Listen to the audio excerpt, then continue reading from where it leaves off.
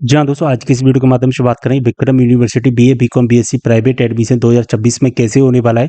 पूरी जानकारी मैं आपको बताऊंगा, साथ ही फॉर्म कैसे भरना है ये भी जानकारी हम देखेंगे। तो विक्रम यूनिवर्सिटी में अगर आप एडमिशन लेना चाहते हैं बीए, बीकॉम, बीएससी में, तो एडमिशन के बारे में सारी जानकारी देखेंगे। सबसे पहले आपको इसकी ऑफिशियल वेबसाइट पर आना होगा। एक बात मैं आपको बता देना चाहता हूँ, अगर आप विक्रम यूनिवर्सिटी में एडमिशन लेना चाहते हैं और बीए, बीकॉम, बीएससी प्राइवेट से करना चाहते हैं, तो इसके लिए सबसे पहले एक रजिस्ट्रेशन करना पड़ता है। ठीक है, हमें जिस कॉलेज में एडमिशन लेना है और जिस कोर्स के लिए एडमिशन्स लेना है, उस कॉलेज एंड कोर्स के लिए एक रजिस्ट्रेशन करना पड़ता है। जब हम रजिस्ट्रेशन कर लेते हैं, उस रजिस्ट्रेशन फॉर्म को हमें उस कॉलेज में जाकर के सबमिट करना है जिस कॉलेज के लिए रजिस्ट्रेशन किया है।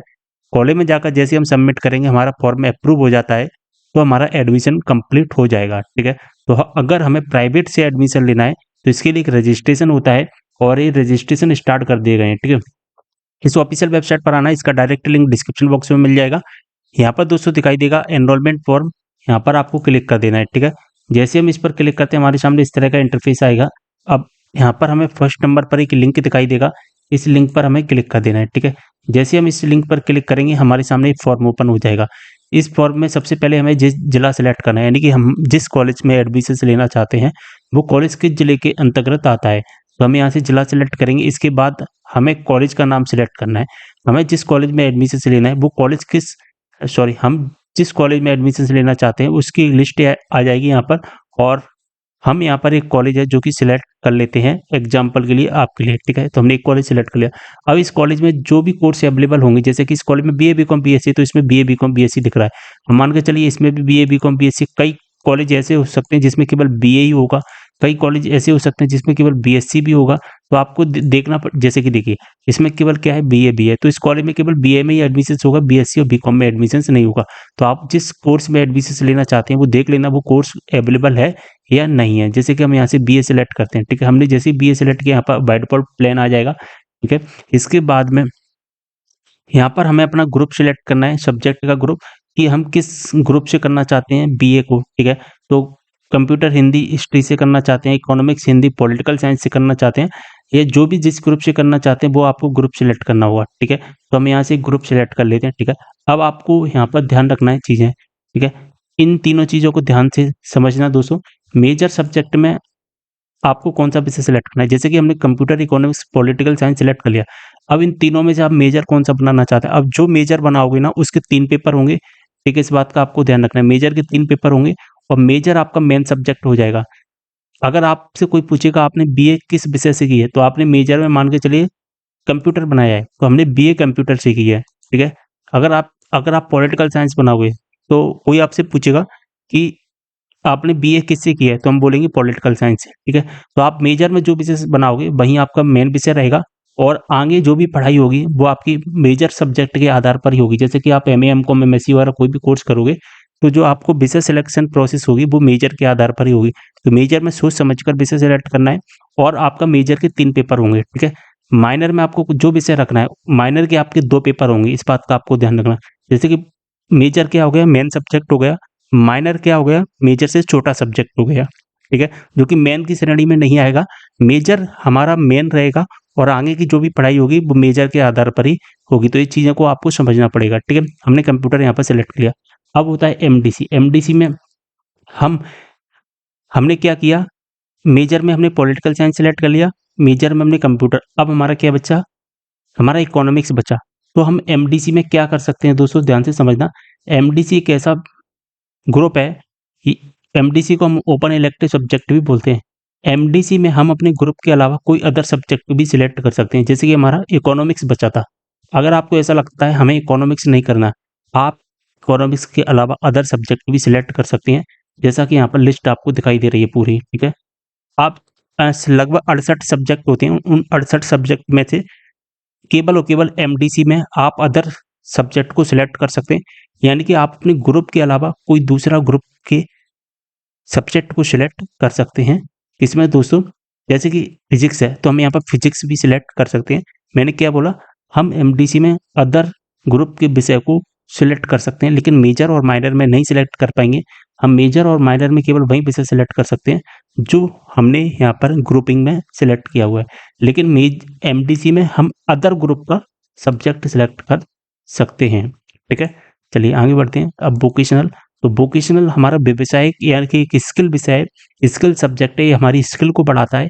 तो आपकी स्किल किस में है वो आप सेलेक्ट करिए, ठीक है। आपकी जो भी स्किल है उसी में सेलेक्ट करना, आप पेपर अच्छे से दे सकें उसी को सिलेक्ट करना। किसी जैसे कि आपके फ्रेंड ने कोई विषय सिलेक्ट कर लिया, उसकी इसमें स्किल है लेकिन आपकी स्किल नहीं है, तो आप उस विषय को सिलेक्ट मत करिए। जिसमें आपकी स्किल है ना, केवल उसी विषय को आपको सिलेक्ट करना है, ठीक है। तो हमने यहाँ पर एक स्किल है हमारी, तो उसको हम स्किल के आधार पर वेब डिजाइनिंग सेलेक्ट कर लेते हैं। अब ऐसे स्टूडेंट होंगे जिनकी वेब डिजाइनिंग में स्किल नहीं है, तो आप वेब डिजाइनिंग मत करिए। जैसे गर्ल्स हैं, गर्ल्स ब्यूटी में जा सकती हैं, तो आप अपने आधार पर, अपनी स्किल के आधार पर ही विषय को सिलेक्ट करिए। प्रोजेक्ट इंटर्नशिप, इसमें आपको क्या सिलेक्ट करना है, इंटर्नशिप में आपको इंटर्नशिप जानी पड़ेगी फैक्ट्री वगैरह में या जो भी कॉलेज जहाँ पर पहुँचाते हैं। लेकिन आपको बढ़िया सिंपल तरीका बताऊँ, प्रोजेक्ट वर्क सिलेक्ट करिए, एक कॉलेज से ही आपका हो जाता है, कोई दिक्कत वाली बात नहीं है। फाउंडेशन सब्जेक्ट तो आप कंपलसरी हैं, वो तो ऑटोमेटिकली, जैसे कि हमारा हिंदी इंग्लिश हो गया, ठीक है, या इन्वायरमेंट हो गया, तो वो कंपलसरी, वो तो सभी का रहेगा फाउंडेशन, ठीक है। तो इसमें कोई दिक्कत वाली बात नहीं, और फाउंडेशन को हम सिलेक्ट भी नहीं कर सकते हैं। यहाँ पर लिखा गया है कि जो भी हम सब्जेक्ट या पेपर की जानकारी अब भर रहे हैं एनरोलमेंट फॉर्म में, उस एनरोलमेंट फॉर्म को हमें कंप्लीट बनना है और राष्ट्रीय शिक्षा नीति 2020 के तहत ही हमको सब्जेक्ट सिलेक्ट करने हैं, जो कि मैंने आपको बता दिया। एनरोलमेंट फॉर्म भरने के बाद विद्यार्थी को संबंधित कॉलेज में जाकर एग्जाम फॉर्म का अप्रूवल करवाना होगा। जैसा कि मैंने आपको बताया, हमें अपने कॉलेज में जाना है, कॉलेज में जाकर के ही हमारा फॉर्म अप्रूव होता है, ठीक है। एडमिशन टाइप में हम यहाँ से प्राइवेट सेलेक्ट कर लेंगे, और इसके बाद में मीडियम में आपको जो हिंदी रखना है, इंग्लिश रखना है, वो आपको मीडियम सेलेक्ट कर लेना। और ये सारी प्रोसेस होने के बाद आपको यहाँ पर नेक्स्ट स्टेप दिखाई देगा, यहाँ पर आपको क्लिक कर देना है, ठीक है।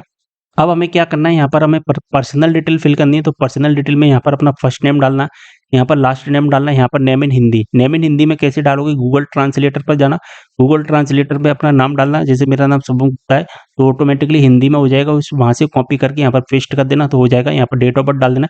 ये सभी चीज़ें 10वीं क्लास की मार्कशीट के अकॉर्डिंग आपको डालनी है। यहाँ पर आपको जेंडर सिलेक्ट करना है, ठीक है। जो भी आपका जेंडर होता है वो सिलेक्ट कर लीजिए। इसके बाद यहाँ पर फादर्स नेम डालना है, यहाँ पर मदर्स नेम डालना है आपको। तो आपको क्या करना है दोस्तों, यहाँ पर अपना मैरिटल स्टेटस सेलेक्ट कर लेना, मैरिड ही होंगी सभी, ठीक है। अगर मैरिड है तो यहाँ पर आपको हस्बैंड नेम डालने का अगर ऑप्शन आता है तो डाल सकते हैं, अन्यथा इसको स्किप कर देना है, ठीक है। हम तो अनमैरिड ही हैं, तो अनमैरिड सेलेक्ट करेंगे। आपकी जो भी कैटेगरी है, UR OBC SC ST वो डाल देना।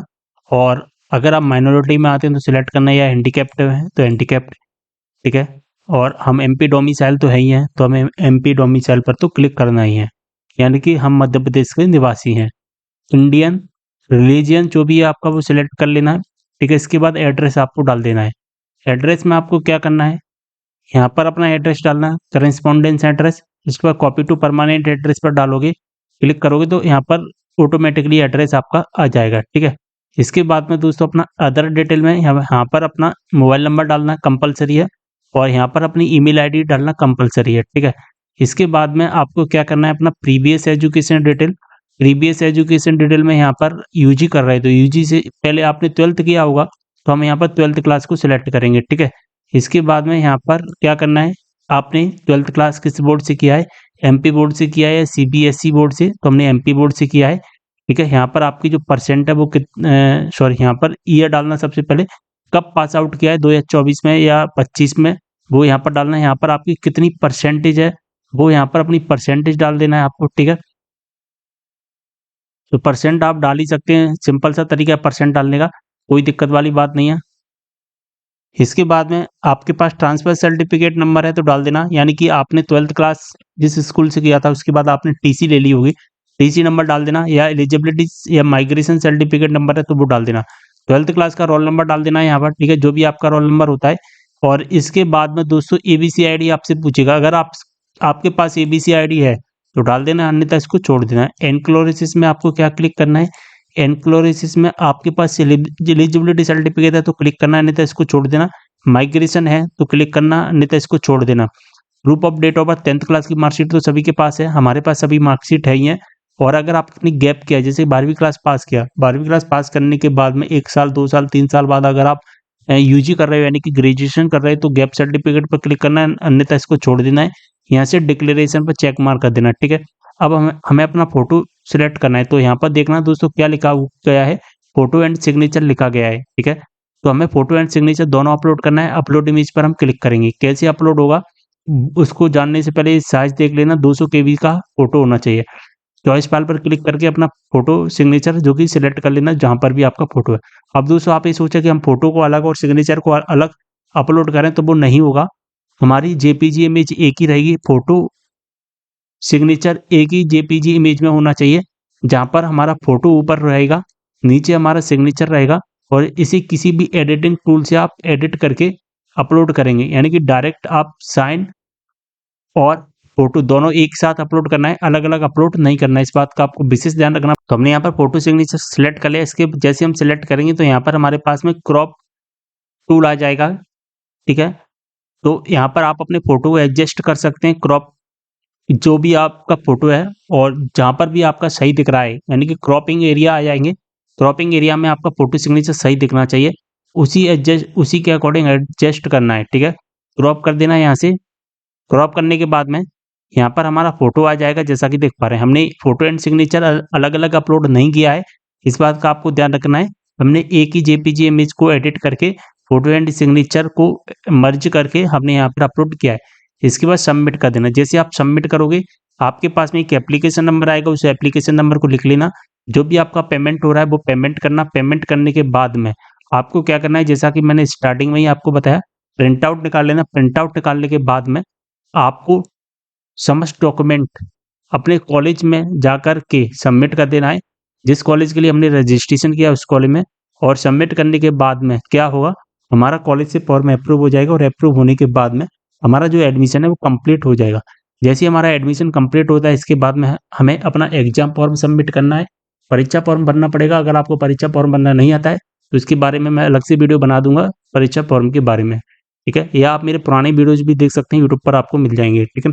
तो अब भी हमें क्या काम करना है, इसका प्रिंट आउट निकालना है। प्रिंट आउट निकालने के बाद में हमें अपनी समस्त डॉक्यूमेंट अटैच करनी है और अटैच करने के बाद में हमें अपने कॉलेज में जाकर के जमा कर देना है, ठीक है?